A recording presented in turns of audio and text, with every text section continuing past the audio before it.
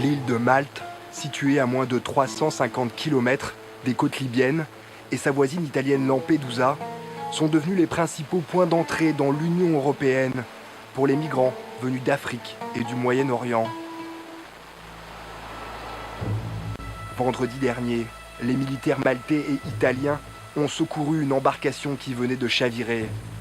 À son bord, entre 270 et 400 personnes, dont de nombreux enfants, principalement des Syriens et des Palestiniens fuyant la guerre.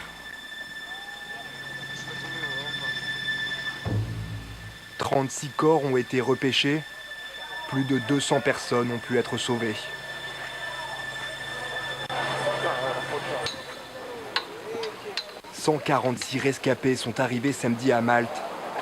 Ils sont depuis logés dans ces préfabriqués, dans ce centre de rétention situé au sud de l'île. Le bateau tanguait de gauche à droite, toute la journée comme ça. Puis le bateau s'est renversé.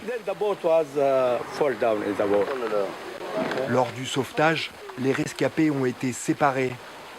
Certains ont été pris en charge par la marine italienne et sont actuellement en Sicile. Lui, il a 2 enfants, mais il ne sait pas où ils sont. Peut-être en Italie, peut-être mort, peut-être vivant. Cet homme, lui, est sans nouvelles de 10 membres de sa famille. Il ne sait rien. Nous voulons seulement savoir une chose, s'il vous plaît. Dites-nous qui est en Italie et qui est mort. Voilà, c'est ma chambre. Entrez. Eyad, lui, a pu sauver sa femme et ses 2 enfants. Maintenant, il souhaite rejoindre au plus vite la Suède où il a de la famille.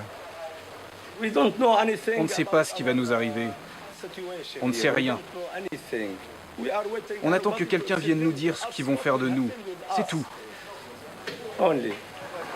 Comme les autres réfugiés, il restera ici le temps que sa demande d'asile soit examinée. Une procédure qui peut prendre plusieurs mois. Les pêcheurs de la ville de Marsachloc voient le nombre de réfugiés croître d'année en année. Fréquemment, ils croisent au large des côtes maltaises ces embarcations de fortune. Les bateaux sont de plus en plus gros. Avant, ils transportaient entre 30 et 40 personnes. Maintenant, on trouve des bateaux avec 200, 300 personnes à bord.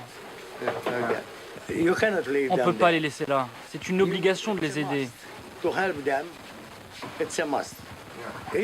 Même si vous voyez un chien dans la mer, vous êtes obligé de le sauver.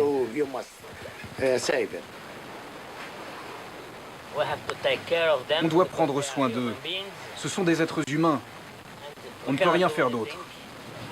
L'Union européenne doit nous aider. Si elle ne le fait pas, on va couler avec eux.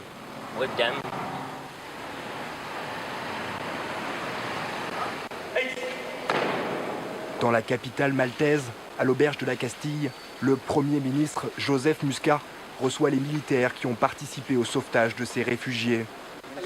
Il en profite pour lancer un appel à l'Union européenne. Mon point de vue est le suivant. Lors de la crise financière, très rapidement, toute l'Europe s'est unie. Les Maltais, les Français, tout le monde.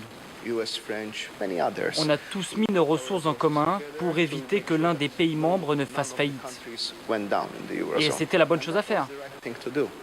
Là, ce n'est pas une crise financière, mais une crise humanitaire. L'Europe a été bâtie sur les réminiscences de 2 guerres mondiales et d'une crise humanitaire. Je ne veux pas croire que l'Europe est aujourd'hui plus rapide lorsqu'il s'agit d'agir pour une crise financière que pour une crise humanitaire. Lors des 10 dernières années, 100 000 migrants ont été sauvés par les militaires italiens et maltais.